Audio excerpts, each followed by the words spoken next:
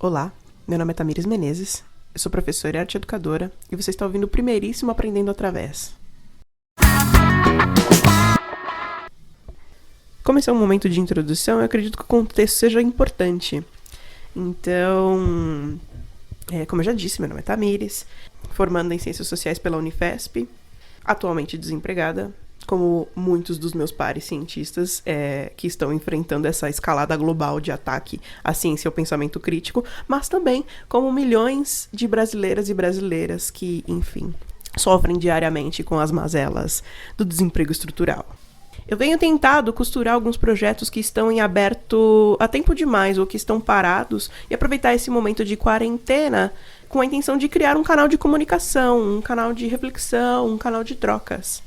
Como eu disse, apesar de eu estar desempregada, o trabalho nunca acaba. Há uma diferença fundamental entre o emprego e o trabalho. E, enfim, nos últimos 6 anos eu tenho me dedicado ao trabalho com educação. Já atuei como professora, como oficineira, arte educadora, como assistente de projetos educacionais no setor privado, os demais no setor público. Mas, bem, aqui eu venho. Aqui nessa tentativa, dessa empreitada de criar um canal de comunicação. Dentro desse espectro de experiências, acabaram surgindo diversos experimentos. E deles eu comecei a pesquisar, escrever sobre metodologias de alfabetização científica, sobre alfabetização sociocientífica, de forma sistemática, a fim de organizar escritos, quem sabe tentar publicar algo. Comecei a escrever um livro no ano passado, mas enfim, isso é um assunto para outro dia. Acontece que, nesse contexto de desemprego, eu acabei tendo algumas limitações nos meios de discutir, de testar, de propor tais metodologias, e, enfim, isso acabou sendo uma motivação para que eu tentasse criar desenvolver um canal de comunicação mais dinâmico. Eu tenho visto esse espaço como uma contribuição para um movimento de socialização do conhecimento, não apenas do conhecimento produzido, mas também de pensar formas de socializar o processo de produção de conhecimento, de pensar formas e instrumentos que estimulem e auxiliem a produção de conhecimento em rede. E essa é uma parte muito importante do que se pretende.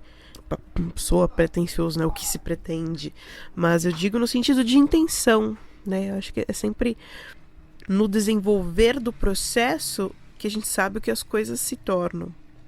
Mas eu acho importante que se tenha uma intenção, Você fazer um planejamento com uma mínima intenção sobre aquilo que vai ser produzido, discutido, pensado,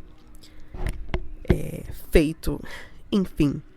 Eu dou essa ênfase no fazer em rede, no sentido de criar grupos de discussão, seja temáticos, regionais, mas de pensar nesse momento do isolamento como um momento de encontro, para que nós possamos, em nossas casas, é claro, nos encontrar,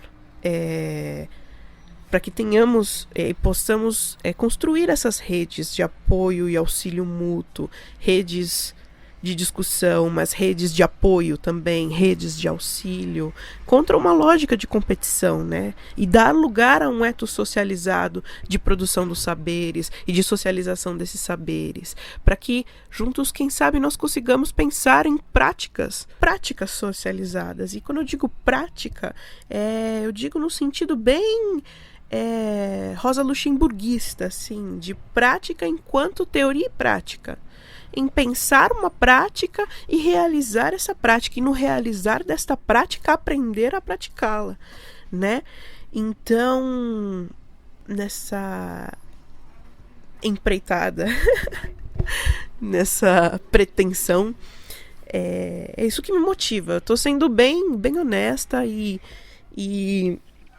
dizendo logo de cara quais são as minhas intenções, porque se for possível reunir pessoas e fazer com que essas pessoas nesse encontro troquem e reflitam e tragam suas questões, tragam suas visões de mundo, e que juntos com essas visões de mundo nós possamos construir algo novo, seria para mim a maior das satisfações num momento conjuntural maluco como esse. Então, fica aqui a minha motivação socializada para você que estiver ouvindo.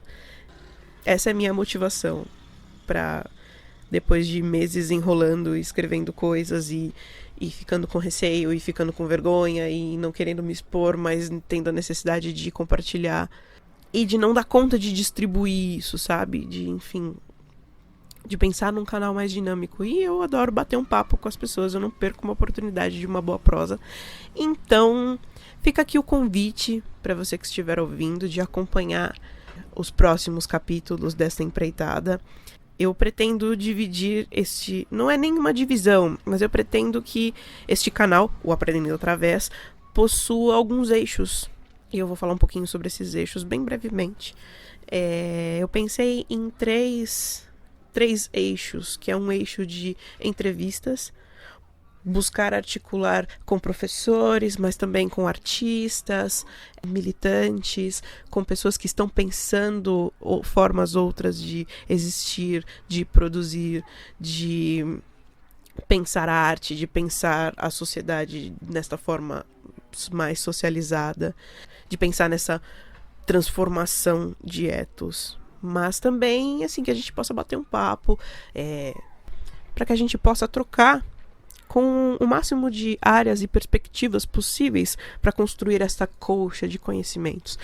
Tem um professor muito querido da Unifesp, que se chama Gustavo, em que ele fala sempre sobre vasos conectantes.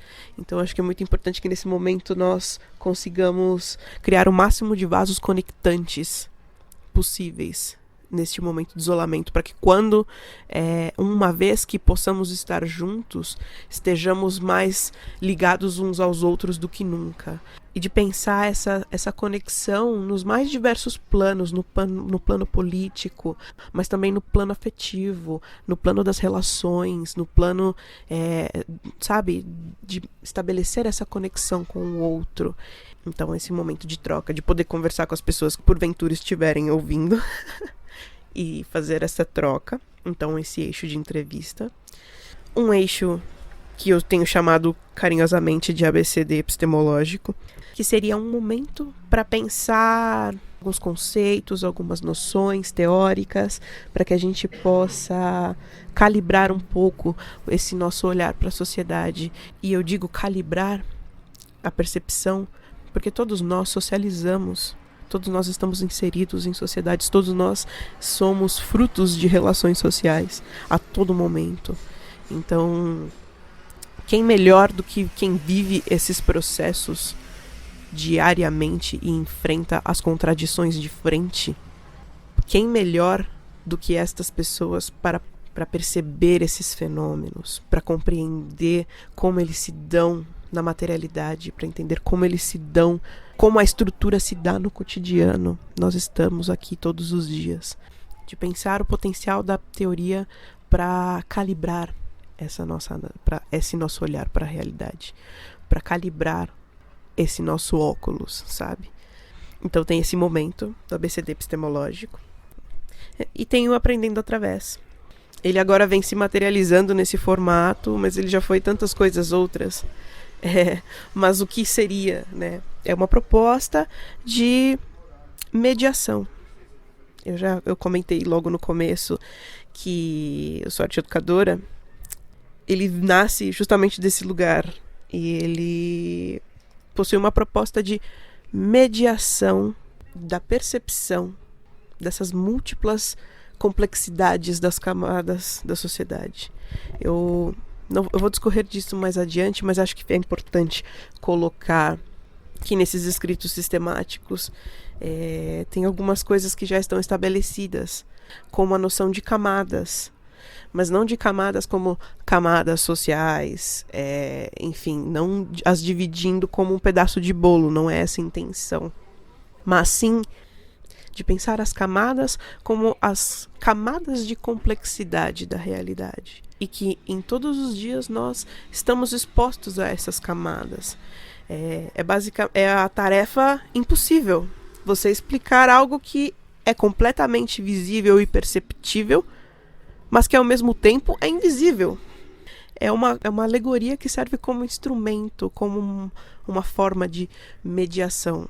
A intenção do Aprendendo Através é através da mediação de arte e não a crítica de arte, através da mediação de arte, oferecer instrumentos de análise e percepção dessas múltiplas camadas da vida social. A arte é como ponto de partida para que nós percebamos e para que discutamos e para que possamos refletir sobre essas complexidades, sobre essas camadas, sobre esses fenômenos que nós estamos inseridos diariamente. Eu considero a arte um instrumento fundamental para a percepção dessas camadas. Não estou dizendo que a arte é o único caminho, não estou dizendo que ela é o caminho. Não é isso. É apenas um caminho. Através de 2 professores do Instituto das Cidades, da Zona Unifesp Zona Leste, a Joana e o Gustavo, eu e mais um grupo de amigos, que nos tornamos amigos por conta desses estudos, inclusive, nós fomos apresentados a um autor francês, um filósofo francês chamado Jacques Rancière. E o Rancière diz que não há sujeito político que anteceda a relação política, que é na relação política que o sujeito político se dá. E esse é um pressuposto que parece simples, mas ele amplia muito o nosso horizonte revolucionário, pois é através da relação política que se dá o sujeito político, que se constitui o sujeito político, que se subjetiva, que há esse processo de subjetivação política. E eu fecho com o Rancière, pois todos esses anseios, esses eixos, essas brisas que eu compartilhei com vocês aqui hoje, elas têm essa motivação nessa conclusão, nessa observação tão poderosa do Rancière, que é na relação política que se constrói, que se constitui o sujeito político. E quem são os sujeitos políticos do futuro? Quando eu digo do futuro, são as pessoas que interverão e agirão na realidade a fim de transformá-la. Nós acompanhamos essa aversão à radicalidade que é completamente infundada, de pensar de maneira radical quais são os limites reais, sabe? Para essa construção em rede. É importante não perder de vista que nós estamos num momento profundo de necessidade dessa emergência de reflexão sobre o presente e sobre o futuro.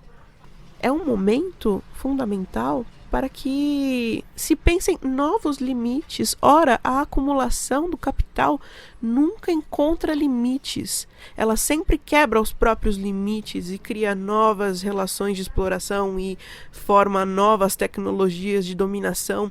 Então nós precisamos também pensar em quais são os limites possíveis, sabe?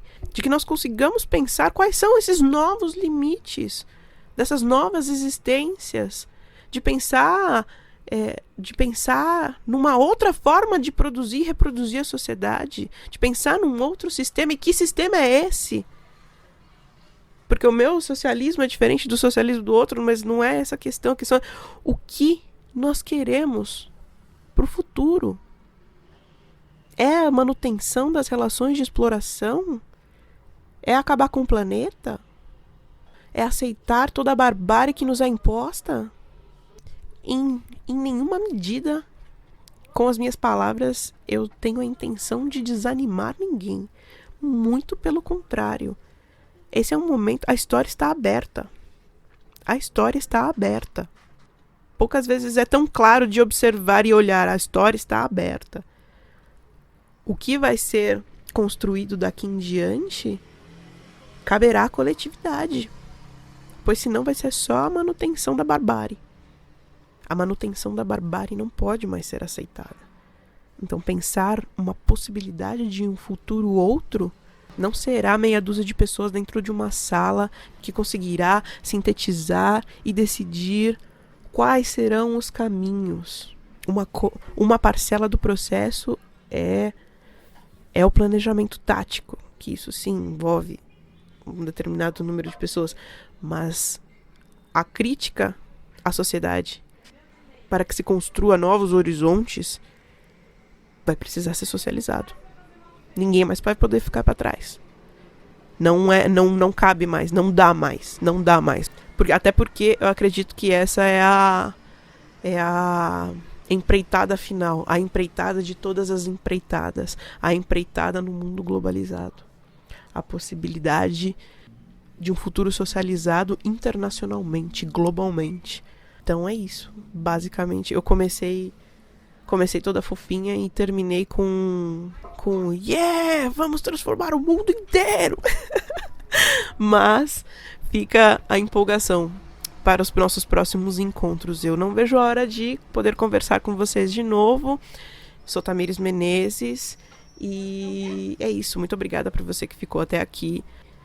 E é isso, nos encontramos na próxima. Me sigam nas redes sociais. Nossa, eu já tô na hora de fazer isso? Eu não sei se é a hora de fazer isso. Já acho que isso já subiu um pouco a cabeça, esse microfone na minha cara. Mas vou deixar. Qualquer coisa, qualquer dúvida, me sigam no Instagram, @tamikike. E no mais, pretendo que nos encontremos em breve. Novamente, obrigada. É isso. Beijos e até a próxima.